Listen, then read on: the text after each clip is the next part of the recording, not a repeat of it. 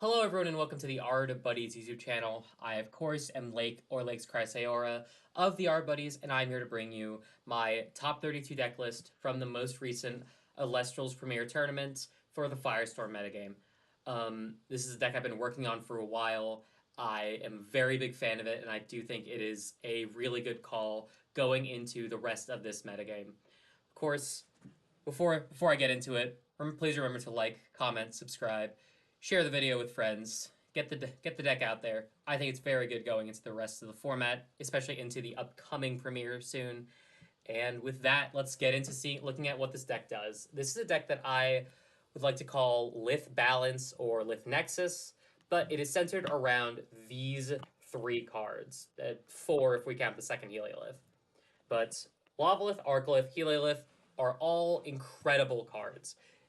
Every one of these is so good at equalizing game states, at pushing for advantage during a game, and generally just being able to control game states and boards super well.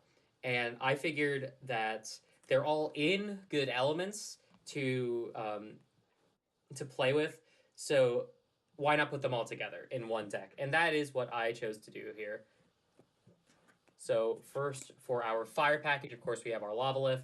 3 Volcaries, Champion of Hephaestus, 1 Kinleo, and 1 Ash Rabbit. A pretty standard fire package for fire artifact type decks. This felt very good. It didn't feel like I needed anything else. Not that I could play any more Kinleo. They recently limited my boy, and I am sad about it every day. Super easy to Cryoblast, super easy to Earthquake, but of course, requiring so much does mean that your Volcaries, your Ash Rabbit, your Liths are more protected throughout the rest of the game. Just incredible cards, really. The only card I would say I was missing was a Nekruff. I was in a lot of game states where I wanted just a 5 attack beater to be able to swing into guys, into like galaxies that had already resolved or something like that, instead of having to put my Volcaries on the line and get shielded a lot. So generally that's what I'd add in the future for this fire package, but aside from that, I do think that this was an incredible package. It was so good to play with. I love Fire Nexus. It's so much fun and just so consistent and so powerful. After that, we have the Thunder package. We had 3 copies of Ash Rabbit.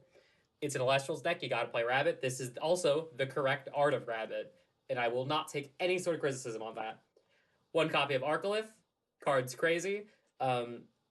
Rabbit is very good at threatening Arcalith once your opponent knows about it. If there's 3 in the graveyard and they just do not know yet, casting a Rabbit with Thunder obviously just gets you card advantage and then can just threaten the Arcalith in a coming turn, having to make them play around the Rabbit a little more. And then, of course, we have probably the most overperforming card of the entire deck, 2 copies of Spark and Escape from Tartarus. This card put in so much work during the day. I had a few games where this hand rip just won outright. It won like turn 2, turn 3. Versus Sandstyle, I had a very good best of 3 versus her. And in our game 2, I believe, we were in a very late game scrapping scenario, and she tried to walk a Foamy in to crash with a guy and be able to float into like a Schnark or a Galaxy. All things that I was very scared of. And since I didn't want her to do that, I decided I'd shield it, and then I top deck Spark it, and she's got 2 cards in hand, so I go normal cast Spark it, reveal your 2 cards, rip the Foamy, and it won me the game immediately. I was able to win the set off of that. Plus, I think during a game, I went Spark it, normal cast, rip 2, you are so low on spirits, I'm going to go Harmonia, Nexus 2 to itself, swing for 3, so he can just jump out at you and do that much damage so quickly. This card's insane. This card is normal Spark it was really good. This one is also very good, but still not as good. Then we have our water package, 2 copies of Galaxy Champion of Poseidon, 3 copies of Smoltuga. Nothing really to say about this. Maybe wanted another Galaxy. Smoltuga also represents a very big part of this deck's ideology, which is the 5s. 5s is a loose term here, but these are all good starters. I have 9 Elestrals that if I see them in the opening hand, I am most likely taking that hand. Best starter for getting the Fire Engine online. Best starter for threatening a bunch of back row into matchups where I might need that. And of course, also just can find any piece of the deck. Smoltuka finds my Volcaries, but if I don't need Volcaries, it also flexes later in the game to grab my one of Kinleo or my one of Rabbit. In future versions, maybe the one of Nekruff too. But really, just having all these fives also, or well, these 6 5s also pairs so well with the Galaxy itself, being able to make them all really aggressive beaters, make them all super bad into board states where an opponent might want to run out of Galaxy. So generally, just these cards are all very good, and it means my deck got to play so much. I had very few times I had to mulligan more than once, and this deck's also super comfortable with mulliganing once and maybe twice. So generally, just this package of critters was so good, and of course the 2 copies of Heliolith. No other Solar Elestrals. Originally, the deck tried to play Plucky and 3 Liar, but then I felt it was just too weak. Heliolith by itself is such a good card. It's kind of all you need from Solar, besides from the one of Liar of Apollo that we'll see later. But generally, just this card is so good at equalizing game states. We saw it in the second place deck list that's just able to run out this card, bounce an Elestral like a 2-drop, a Cryovern, a Majursa, a Griffuse. I think a Voltempest came up once during my day, even a Fulgorix. All came up during my games, and just being able to bounce it, walk in for 2, on a body that Galaxy cannot out unless it wants to crash. Really, just an incredible card. All you need from a Solar package. And that will do it for the Elestrals. Moving on to Invoke Runes, we have 1 copy of Reforged and 3 copies of Ambrosia. Of course, thank you so much to one of my good friends, Mina, I believe it is. If I got your name wrong, I'm so sorry. But they gave me these 3 Stellar Ambros, and I could not be happier about it. Good card. I don't know why people are cutting it. I think this card's disgusting. Still wins me so many games. It pulls off Harmonia. It's so good. Reforged was probably the most cuttable card from the deck. Going forward, I don't think I'd play it. It hypothetically had some scenarios where it was good, but it never came up too much. I never really wanted to reuse my Torture Festia or anything. So I think in the future, probably just gonna get cut. It never felt too strong or too powerful. Then we have our 2 Divine Runes, obviously, Hephaestus and Zeus. I think shockingly enough, Zeus kind of felt like the other worst card in the deck. Very rarely was I actually using him to debuff an Elestral to walk over anything, or to... Like, his best use was as a Nexus bank for Sparka to move onto Astrabbit, but also Necklace of Harmonia does that, or a Misenchanted Lyre of Apollo does that. So Zeus just kind of didn't see as much play as I kind of expected he would have. I ended up boarding out of him a lot because I just felt the -3/-3 is kind of eclipsed at this point, unless like very 5-centered strategies. And then Hephaestus is an engine piece. This card's crazy. Obviously Volcaries makes it better, but I don't know how this card, hasn't seen play for so much longer. I feel like artifacts are just so good now that I'm just so happy to be playing that card. And then, of course, for the aforementioned artifacts, 1 Lyre of Apollo, talked about this before. Being able to swap stats is like the best effect in Elestrals, I think, bar exactly destroying an Elestral. But being able to flip the stats of like a Lavalith that I can't get over, or a Galaxy that uses its effect with an Argo, this card's just ridiculous. Such a fun card. Boat, Liar, question mark. Truly, truly, truly. Necklace of Harmonia and Torch of Hestia, pretty obvious. This card is ridiculous. I cannot believe that the text Foretell 3 on an attack deck is just on a card that also gives +2, that with Volcaries is just free. This card's so, so good. Harmonia felt not very good, but it was like, you need it. It's better by a lot than Poison Tunic, so yeah, this card was just totally fine. But, you gotta play it. And then that's it for all of our other non-counter runes. I think some interesting things to note: no Earthquake, no Resting. They're not on the board either. I felt like I did not have the Spirit Room for Earthquake, and I felt like I'd never have a board state where Resting on Your Laurels could come up, because I always had the fire stuff online, or I always had a lift down. in the future, maybe Resting could come in, but I don't see a world where Earthquake could. So for the back row, we got to play 12, and it's so good. It felt incredible being able to play 12 back row. 3 Argo, pretty self explanatory. With Volcarius, this is the scariest card in the game. It's able to just immediately swing a board state in your favor. Expensive, but with Volcaries, it's way discounted.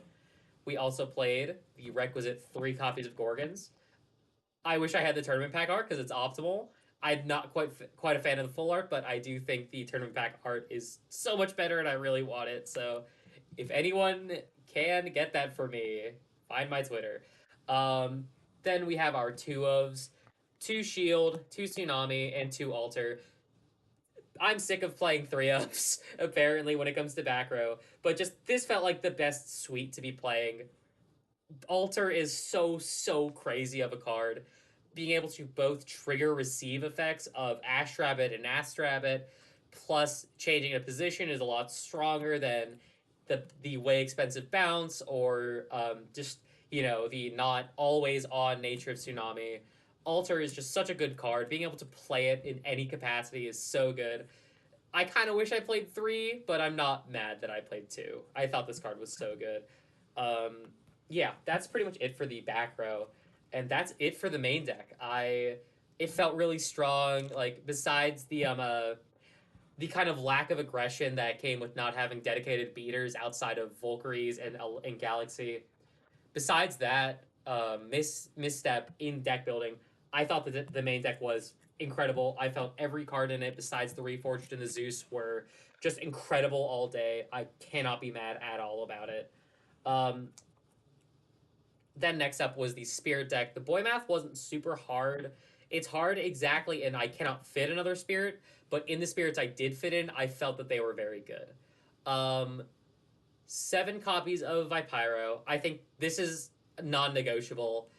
While I do think you don't have to play any more, I don't think you could play less. You just need so many fires throughout a game, and while they are recoverable, like if 2 of these go to a Lavalith, 1 to a Kinleo, 1 to a Volcaries, 1 to a Volcaries getting shielded, 2 to a Hephaestus, like this already is pretty spread out. Like you do have to manage your spirits very well in this deck, I feel like. So it's not super friendly in that you have to know spirit management pretty well, but also you have to know what you can recover, and this is one of the recoverable spirits, along with our 6 copies of Zaptor. Also, of course, I do think that the new Firestorm arts are the correct arts to be playing for your spirits. I think they're just gorgeous. They're really beautiful. But yeah, Zaptor's able to get recovered, so 3 of these can always contribute to an Arcolith. So that's why you can kind of expend these kind of willy-nilly. You still only have 6, but of course, 1 to a Rabbit, 1 to a Reenchant, and then like 1 to a Spark It, maybe 1 to a Zeus, 2 for an Arc, and then at any point, any of these can just be in the Underworld and able to swing for game with an Arcolith. I had a very funny moment actually with Arcolith, where a carry-off opponent went expend 2 to steal my 5 spirit Arcolith, swing 10 into me, but I had managed spirits well enough that I had exactly 10 left, so that when Arcolith came back to me, they weren't able to shield it or anything, and I got to walk in for game immediately. It was a very funny moment with my opponent, where he just did not realize my spirit math. After that, we've got 4 copies of Leviathan. Felt a little tight. Never really was a fan of having to expend these, but I don't think I could fit any more in. I think this was a completely fine number. 1 for a Galaxy, 1 for a Smeltuga, 1 for a Tsunami, and then like a Reenchant on Galaxy. So it was a fine number. Then we have 3 Illuminate. Just it's tight. It's very tight. 1 for a Liar, 2 for a Heliolith, which yes is all that you really need it for in the deck, but it means you really can't expend these if you want to get both a Heliolith and a Liar during a game, or it's just going to cost your Ambro, which is another reason why Ambro is so important in this deck. It is that your spirit math is very hard, so being able to play a little more forgiving on it and being able to see how your top decks pan out, in which you are able to say like you've got two of these in Underworld, but you see a Heliolith off your top deck. Now, being able to play 3 Ambro and even the Reforged means I can get back one of these Solars, and I'm able to now be able to flex that, and flex that as a removal spell. So I thought the 3 Illuminate was fine. It felt tight. I think the biggest mistake was always keeping two of them in the Spirit deck for like a random draw Lavalith, because, or not Lavalith, Heliolith, because keeping two of these felt like playing Earthquake.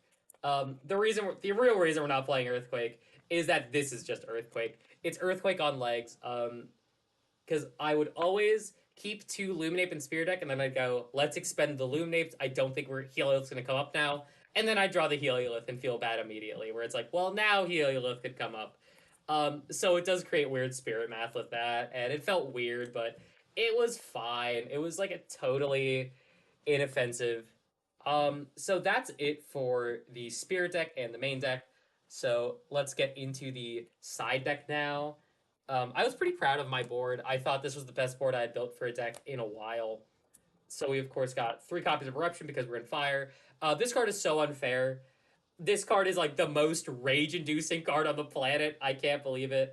Need my third Stellar Eruption, but this card just does so much damage. Like, into non-fire decks, you just go, I'm gonna Eruption you, and then Kinleo Nexus, and then swing for like 6 in one turn. And that just felt so gross. If I ever do a review of my match versus Cobalt Sanderson on his stream, lovely opponent, great guy, very fun game, but the rage that was induced by him having 9 left in deck, and then I go Eruption, Ambro, Eruption, Ambro. Unfair. This card is gross. And then swing for 9 with Kinleo Rabbit. Like, it felt disgusting to play. This card maybe should get limited just for how maddening it is to play against. The backer that was omitted from the main board, 3 PTA. I don't think this card's great. We're in a format right now where PTAing like a 1-drop feels pretty bad, because it's like everything like a lot of game plan decks just beat this card. It just isn't super good into them. A deck like mine was kind of weak to PTA, but you don't really want to PTA a Lith, and a lot of the time just the PTA felt bad, especially going second. This card is awful going second. So that's why I boarded in only when I knew I was going first. When I went first, I boarded in 2 of them. It was fine. Like, it was okay. It was totally fine. I'm probably going to take one of them out of the board. Then we have our Den Turbo text. So I was really shocked that Den Turbo did not do super well at this event. I definitely thought it was going to be higher on the watch list, but maybe people were boarding for it so aggressively, which I guess can be seen in this board philosophy. 3 Pandy Box, 2 Spoiled Fruit. This just beats Hibernation, and then this beats Ursicle and Ursaden, so their plays just get completely neutered game 2 and 3. I think that's just such a big problem with that deck specifically, and Pandora's Box also just randomly hits other stuff. I know Justin T was on a deck still playing Like a Void. Unk still got it, I should say.